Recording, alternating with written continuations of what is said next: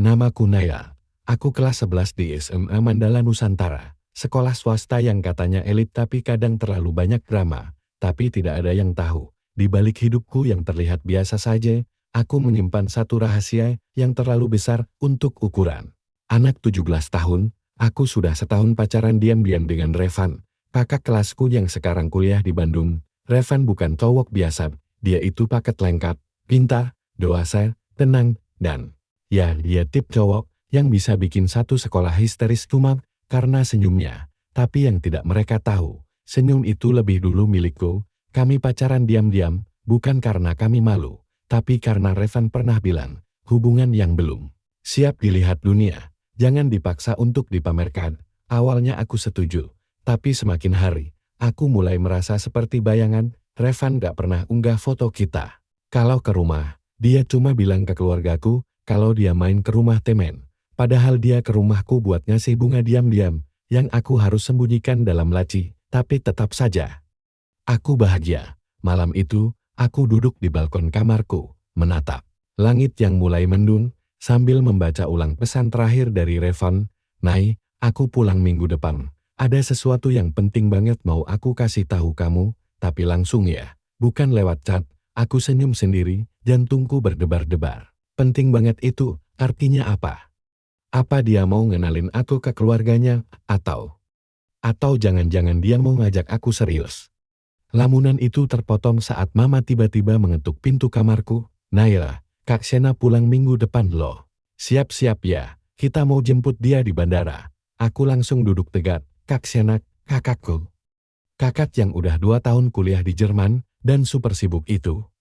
Serius Emma, dia nggak kasih kabar ke aku, loh, kataku sambil pura-pura tenang. Dia mau kasih kejutan, tapi ya karena kamu paling dekat sama dia. Mama kasih tahu duluan.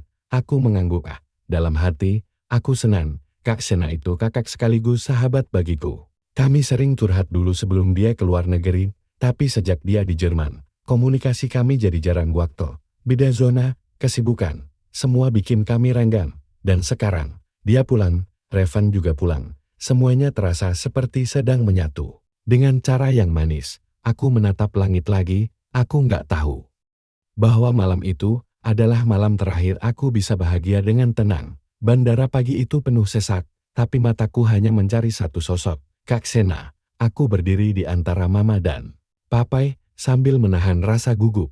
Sudah 2 tahun aku tidak bertemu kakakku. Dia pergi sebagai kakak cerewet, yang suka pakai hoodie di dalam rumah, dan kini kembali sebagai mahasiswi luar negeri yang kata Mama lebih dewasa dan matang. Lalu dari kejauhan, aku melihatnya, Kak Sena muncul dengan koper besar dan senyum lebar, rambutnya diikat rapi, wajahnya glowing tanpa make up, dan gaya jalannya percaya diri sekali. Tapi bukan itu yang membuatku kaget. Dia tidak sendiri, di sampingnya, berjalan seorang pria, tinggi, dengan jaket hitam, rambut agak berantakan, dan langkah tenang khas orang yang tahu dia sedang diperhatikan. Awalnya aku tidak bisa melihat wajahnya jelas, karena dia memakai masker dan topi. Tapi saat dia menoleh, dan menarik turun maskernya, jantungku berhenti.revn. Dunia seperti memelankan semua suara, deru koper, langkah kaki, pengumuman bandara semuanya lenyap. Aku tidak bisa berkata apa-apa. Nafasku tercekat, wajahnya biasa saja, tapi aku tahu dia juga shock melihatku. Kak Sena langsung memelukku. Adeket dia ampun. Kamu makin tinggi ya. Kangen banget, sumpah. Katanya sambil tertawa. Aku memaksakan senyum. Kangen juga, Kak. Lalu Kak Sena menarik tangan Revan. Oh iya, kenalin. Ini Revan, tunanganku. Tubuhku kaku. Kata-kata itu menamparku lebih keras dari apapun yang pernah kudengar. Tunanganku. Aku mengedip cepat-cepat, berharap itu mimpi. Tapi Revan sudah mengulurkan tangannya padaku. Hai, katanya pendek. Aku menggenggam tangannya, dan seperti ada listrik yang menyentak hatiku. Wajahnya tenang, tapi matanya tidak, matanya penuh tanda tanya. Dan minta maaf ya, kalian saling kenal? Tanya Kak Sena, heran melihat kami saling tatap aneh. Aku menggeleng cepat. Enggak. Kayaknya aku pernah lihat dia di medsos. Dan Revan tertawa kecil. Canggung, mungkin. Dunia sempit. Yang sempit? Tidak, dunia sempit sekali. Sepanjang perjalanan pulang, Aku duduk di bangku belakang mobil, diam 1000 bahasa Kak Sena dan Revan di depan, tertawa-tawa, cerita soal Jerman, soal makanan, soal tempat liburan yang mereka datangi bersama. Mama dan papa sesekali ikut menimpali dengan bahagia. Aku mematung, menatap keluar jendela, mataku panas, tapi aku tidak bisa menangis. Aku tidak sedang dalam mimpi buruk, aku sadar penuh, tapi kenyataan ini lebih pahit dari mimpi manapun, pacarku. Tunangan kakakku, bagaimana mungkin? Dua dunia yang selama ini kupisahkan rapat-rapat cintaku dan keluargaku tiba-tiba bertabrakan dalam satu mobil. Aku tak tahu harus lari kemana, aku tidak bisa tidur malam itu, bahkan untuk memejamkan mata. Sebentar saja terasa mustahil. Setiap kali ku pejamkan mata, yang kulihat cuma satu, senyum Kak Sena saat memeluk Revan. Senyum yang polos, bahagia, tidak tahu apa-apa. Sementara aku duduk di tepi tempat tidur, menggenggam ponselku erat-erat, menatap pesan yang baru masuk, Revan. Kita harus bicara, sekarang, aku di taman belakang. Aku ragu, tapi aku tahu aku tidak bisa terus seperti ini. Akhirnya, aku menyelinap keluar. Taman belakang rumah sepi dan dingin. Cahaya lampu taman menyorot Revan, yang berdiri dengan tangan di saku jaketnya. Saat dia melihatku, dia langsung melangkah. Mendekat, Naila. Suaranya pelan. Seperti takut menyentuh udara. Aku menatapnya lurus, sejak kapan? Dia terdiam, lalu duduk di bangku taman. Aku ikut duduk, tapi dengan jarak jauh, karena kalau terlalu dekat, aku takut air mataku akan jatuh lebih dulu. Pertunangan itu baru 2 bulan lalu. Papaku yang dorong. Keluarga Kak Sena punya koneksi besar buat bisnis papa. Mereka mau jodohin kami waktu Sena pulang. Katanya lirih, aku menahan napas, dan kamu setuju. Dia menatapku, matanya berkaca, aku nggak tahu harus gimana, semuanya datang tiba-tiba. Aku pikir ini cuma formalitas, aku mau jujur, Nay, tapi aku takut kehilangan kamu, takut kamu benci aku, takut kita berakhir kayak sekarang. Aku tertawa kecil pahit, kita memang sudah berakhir, Revan. Menggeleng, enggak, aku masih sayang kamu. Aku belum bisa ngelepas kamu. Aku menoleh padanya. Tatapan kami bertemu, dan ya, cinta itu masih ada di matanya. Tapi justru itu yang paling menyakitkan, karena cinta yang ada di waktu yang salah. Rasanya seperti luka yang tidak bisa dijahit, Revan. Kataku pelan, aku juga masih sayang kamu. Tapi Kak Sena kakakku, dia perempuan yang selalu pasang badanku kalau aku dibully. Yang rela jual tas buat beliin aku laptop waktu SMA, dan sekarang, aku diam-diam merebut tunangannya. Dia menunduk, menggenggam tangannya sendiri. Jadi, tanyaku, lirih, kamu tetap tunangannya, atau kamu berani bilang ke semuanya?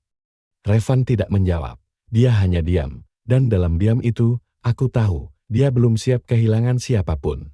Tapi aku yang paling duluan harus patah. Aku bangkit dari bangku, aku pulang dulu, kita nggak bisa kayak gini terus. Saat aku melangkah pergi, Revan tidak mengejarku, dan itu cukup jadi jawaban sudah seminggu, sejak malam di taman itu.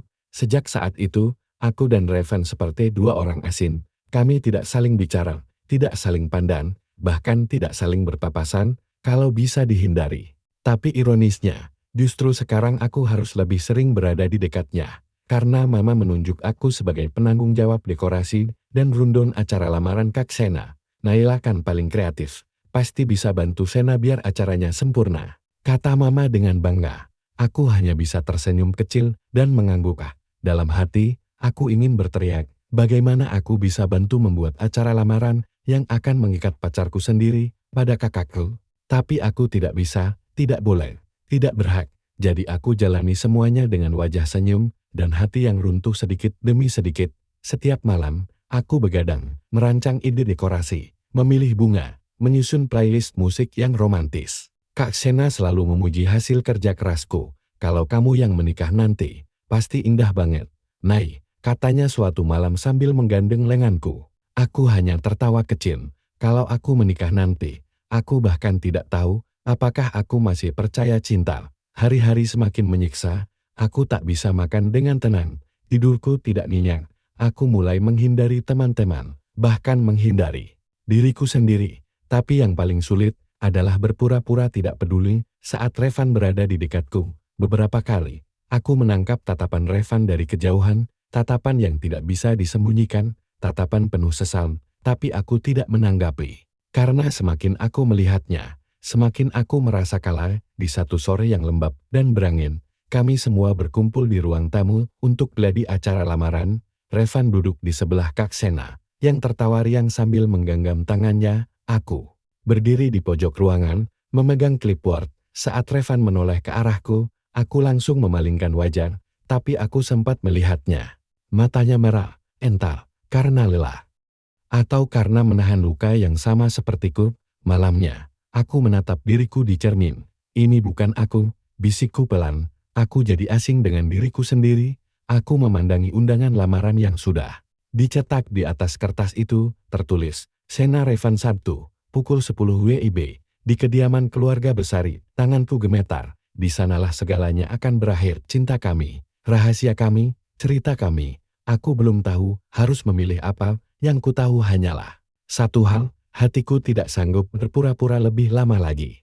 Hari itu Jumat sore, hujan turun pelan-pelan. Seperti tahu betapa beratnya isi kepalaku. Di meja kamarku, undangan lamaran Kak Sena dan Revan berserakan. Belum semua dilipat, padahal besok segalanya akan resmi. Lamar kata yang dulu kubayangkan.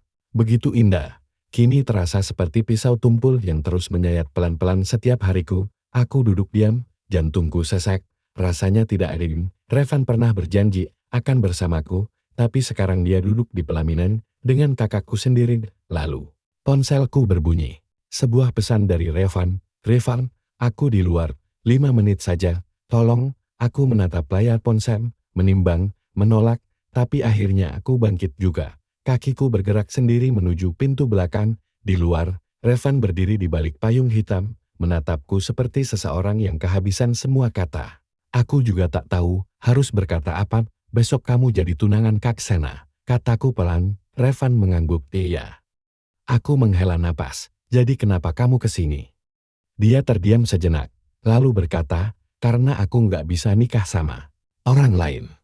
Kalau aku masih cinta kamu, aku menatapnya keras, tapi kamu tetap berdiri di sana, duduk di sebelahnya, gandeng tangannya. Kamu tetap biarin semua ini berjalan. Aku nyoba, Nay, suaranya pecah. Aku udah coba bilang ke orang tuaku, tapi mereka ngancam bakal batalin semua kerjasama bisnis sama keluarga kamu. Aku nggak mau jadi penyebab rusaknya reputasi keluarga kamu sendiri, termasuk Kak Sena. Aku terpaku, dunia tiba-tiba seperti berhenti bergerak. Jadi kamu pilih diam dan nyakitin aku pelan-pelan. Itu lebih baik. Aku nggak tahu lagi harus gimana. Aku pikir, kalau aku diem, semuanya bakal beres sendiri, tapi nyatanya, setiap hari aku bangun dengan rasa bersalah. Setiap lihat kamu, aku ngerasa kayak pengecut. Hening, hanya hujan yang bicara. Lalu aku berkata pelan, kita nggak bisa lanjut kayak gini. Revan menunduk, jadi ini akhir kita? Aku mengangguk, walau hatiku menjerit. Iya, Revan, ini akhir kita. Dia menatapku lama, lalu mengangguk, perlahan. Kalau gitu, biar aku yang pergi dari hidup kamu. Malam itu aku duduk di kamar, menatap undangan yang belum kulipat. Tapi kali ini, aku tidak menangis, karena aku tahu. Besok, aku akan membuat keputusan terakhir, datang dan pura-pura bahagia. Atau bicara dan kehilangan segalanya. Tak ada pilihan mudah, tapi aku harus memilih.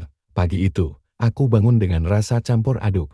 Jantungku berdebar bukan hanya karena hari besar lamaran Kak Sena dan Revan, tapi juga karena keputusan yang telah aku buat semalam. Aku akan jujur.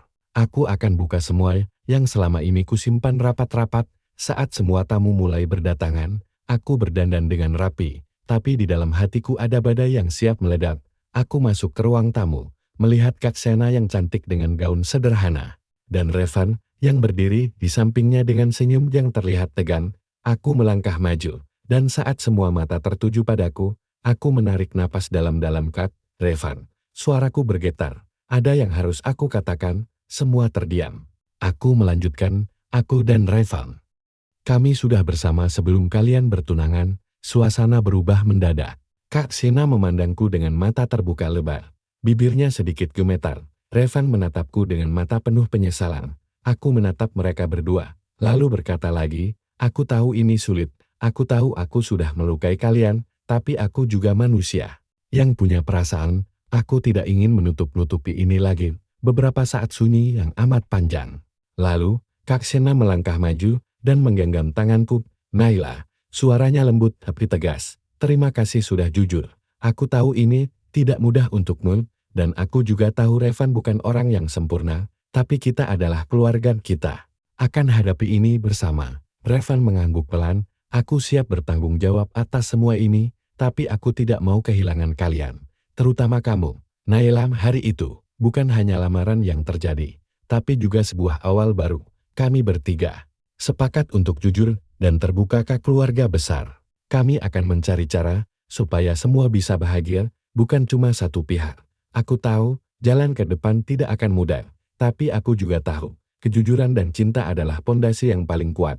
Setelah lamaran selesai, aku duduk sendiri di taman rumah, memandangi langit senja. Hatiku masih berdebar, tapi untuk pertama kalinya dalam waktu lama, aku merasa lega. Aku memilih untuk melawan takdir, bukan mundur dari cinta. Sekarang, ketika aku menulis ini, semuanya terasa begitu berbeda. Aku belajar bahwa cinta bukan hanya tentang memiliki, tapi juga tentang keberanian untuk jujur dan bertanggung jawab atas perasaan kita. Kadang, takdir memang membawa kita ke jalan yang penuh liku, tapi bukan berarti kita harus menyerah atau mundur. Justru saat kita memilih untuk menghadapi kenyataan dengan kepala tegak dan hati terbuka, di sanalah keajaiban terjadi. Revan, Kak Shena, dan aku sekarang lebih dekat dari sebelumnya.